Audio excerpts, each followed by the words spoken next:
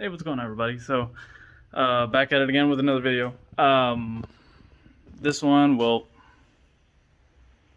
I guess you can already tell what we're going to be doing. So, a little backstory. This is after, I want to say, 2 years of solid abuse, solid racing. I don't think there was a single time um, of me driving the car where it did not see pretty much red line. So I was planning on doing an off-season refresh, where I'm kind of slowing down from doing autocross. Just ever since I got the house, you know, keeps me busy on the weekends. I don't really make it much to the meets, and then also with work, it's just super time consuming. So I was planning on taking the car out of service, maybe not like this. I already kind of had a feeling I wanted to anyways. So didn't mean to take it out of service like this. Close the garage door, see if I could get a little bit better lighting in the engine bay. Mainly just because I can't stick my magnetic light to a fiberglass hood. But so what I wanted to do was, I had the money for boost, so I thought it was finally just to boost a car. I mean, that's kind of the progression. You know, you go all out NA, you do everything you can, you spend all the money. And I really started thinking about it. I was like, honestly, I'm spending too much money just to stay NA. I really like going fast. I really want to kind of meet new goals with the car. I loved it NA. It was actually perfectly balanced, perfect power to weight ratio, perfect for canyon carving, perfect for autocross, road racing. It was just fucking perfect. So now why would I want to fuck that up? Mainly just because just wanted to try new things, really. So the next thing to really try was boost. So now let's get to the reason why I'm pulling the motor. So I was gonna pull the motor mainly. I was debating on either lowering the compression just because it's a little too high. I still wanted to keep it as a street car. Still wanted to keep daily driving it. Right now, this was my daily up until very recently. About a week ago when I was changing the oil and the oil just didn't look right. So I decided I'm not going to play that fucking game. I'm just going to pull the motor and send it back over to Wayne and see what we find. So I did think about boosting it, but with the compression, I would pretty much be limited to E85, and E85 is awesome. It smells great. Doesn't smell like trash like 91 does, but even afterwards, I think I'm still going to be mainly strictly E85. The only issue was there was a lot of great cruises that my friends go on that I always have that range anxiety in the back of my head, especially if I'm going to go increase the power, and of course that's going to increase fuel demand and decrease fuel mileage. So I want to be able to drive the car pretty much out into the boonies with a safe tune. You know, I don't have to run it on kill at all times. I'd rather just do a low boost, low timing tune, call it a day, and then just be able to run whatever fuel I want to, either E85 or 91. Mainly just because 91 is plentiful out here. If I find some kind of sus 91, I can just keep a bottle of Torco or some kind of butane in the trunk. So that can solve that issue for at least that one tank. I kind of, keep the pedal light, and then once I get to a good gas station like a Shell or a Chevron, then I can fill up with good 91. So in a matter of a few hours, we got the motor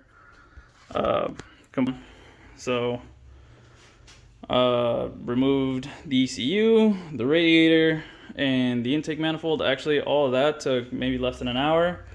Already underneath the car, I even took out the strut tower. Tires are off. I even pulled the entire exhaust system that's outside and the drive shaft. So I haven't really been out here very long. Check my watch, see what time it is. It's only about 7:45 or 7:50. So I've only been out here maybe 2 hours, and I've already gotten this far. Um, so this is kind of like one thing I do love about my car is that I made everything as modular as possible. Like my radiator fans, that all comes out with literally just one connector and just a couple hoses removed, and the whole thing comes out. And you know, shout out to this radiator. I've been racing and beating the shit out of this radiator. I hit a brick with this radiator, and it's still kicking and breathing. Still cools down my car. If like I've had fans fail on me completely where they're not even working, and as long as I get the car rolling, the radiator cools the car down plentiful. And for anyone who wants to know, this thing is solid mounted. Yes, I have my radiator solid mounted. Mainly because, yeah, I know it can lead to cracking, but I have not seen any kind of cracking issues. And then the chassis in this car is plenty stiff.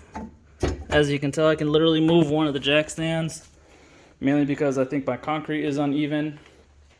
There you can see I made a huge fucking mess. This is why I hate coolant. Coolant is probably the biggest thing I hate to work with, just because it makes a massive mess next to power steering fluid. I am dreading the day I gotta drain that, so I think that'll be tomorrow.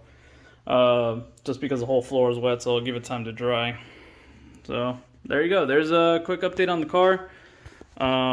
What I will be doing next is I'll try and record. I'll finish pulling the motor on the Mustang. I'll try and record that thing coming out. We'll be pulling the transmission, you know, off the car. Already drained the transmission as well. Fluid came out great, mainly because I do service the transmission a lot of times. Usually every couple months. I mean, I kind of over service this car. I change the oil in the motor every 2,000 miles. And the transmission, I would say every 10,000 miles, and I've done it about 4 times. Yeah, I put about 40,000 miles in about 2 years on this car. So I was daily driving it, and before I moved to this place, I was driving this car bare minimum of about 120 miles a day in traffic. And if anyone from San Diego knows, like the Oceanside to La Mesa area, you know that there's going to be traffic around, and I would always get out at 3 to 4 p.m. So worst hours for traffic on the 5, then on the 8. This car would just be idling in blazing heat, and that was also kind of another big reason why I wanted to kind of go boost, because I will be adding AC into the car finally. So NA, it'll probably kill a couple of horsepower. Boosted, it's probably not even going to give a flying fuck whether it has AC or not. So I'm kind of over the NA game. I'll probably fix the motor, put it back NA, but the plans now are to figure out what kind of boost we're going to run and how much it's going to cost. But another plans I am thinking about doing is switching the car over to a drag car. Why? Mainly just because, I don't know, I kind of want to. Always wanted to try the Maximum Motorsports torque arm setup, or do a Team Z upper relocation bracket for the upper control arms, and just still keep it like with some adjustable lowers or adjustable uppers, whichever combo. I forget the exact setup. I'll essentially kind of be running a similar setup to one of my favorite YouTubers' cars, Alejandro Flores, and then just make it a fun stick, a little bit of a drag street car, something I can still drive every day, something I can have a lot of fun in. The IRS, I have not committed to selling. I did build the IRS in a way where I can actually convert this car through IRS and then back to stick, then back to IRS, and back to stick, then back to IRS. So it's possible that I may even go back to IRS after having the axle, and that's why I'm kind of debating on the torque arm setup, because I can still kind of keep a little bit of the road racing suspension, or I might throw that on a shelf sometime, put some, some strange double adjustables in front, some QA ones in the rear, or some Vikings, you know, and just let it eat on the street or at a track somewhere. So yeah, so that's the update on the Mustang. So not trying to make this video too long, so just want to let y'all know that I do have some other parts. Let's see if we got the box somewhere around over here. I don't know where I left the box, but here it is. Oh, well, this is the outer part of the box. So I do also have some really fun toys that the Mustang has been desperately needing. I'm working with a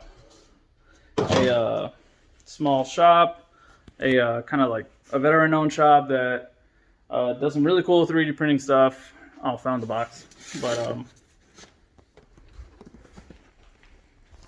right. So I was saying I'm working with a company that is, you know, a veteran-owned company, super cool dude, who's gonna help me fit this giant screen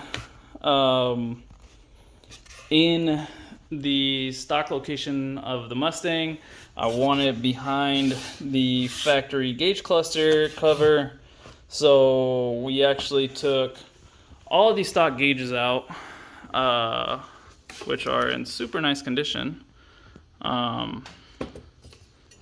26,000 miles on this thing. Who knows how many times it's rolled over. So I took those out. I'm thinking about maybe just turning those into, I don't know, something cool to put on my shelves. But so I have it all torn apart. We'll be cutting that out. And at first it might look a little bit janky, but I'm trying to get the base done first, and then once we'll cut out the trim, and then once we figure out how we like it, we'll, you know, glamour it up and make it look real nice. And then it should match pretty nicely with the small screen down there. That is for my stereo. I run my tire pressure sensors off of that as well. And I can even hook the stereo up to the OBD2. I don't know, I'm kind of a little bit of a tech geek. Anything that I can do to this car to make it, I guess, a little bit more modern. I am a huge fan of resto mods. So that's kind of like the deal with this Mustang, is just pretty much do whatever I can to do to make it like a true resto mod. I fixed it up, and at the same time I kind of improved whatever I could on it to bring it up to, you know, 2022 specs. So that does mean a very fucking expensive dash setup and, you know, better sound system. I will be adding, you know, probably some sound deadening into the car, get the car quieter, make sure that the car stays cooler inside, make it just more enjoyable to drive every day. That's kind of what I want. I don't know if it's just an age thing, or maturity thing, or I don't know what have you, you know, but after kind of running into one of my old cars, the GT500 that I used to own, I remembered how much of a blast that car was. And it wasn't the fastest thing ever, but it was a, you know, supercharged 5.4 with, you know, AC, super comfy suspension. It was honestly probably one of my favorite cars I've ever owned. So I will kind of be integrating some of that into this car. And of course I had the tech package, you know, cruise, navigation, the full 9. So hence kind of what I want on this car. So yeah, so those are the plans for the Mustang. If you got any other questions, just put them down in the comments. I'll do my best to answer them. And yeah, so catch you guys later. Peace out.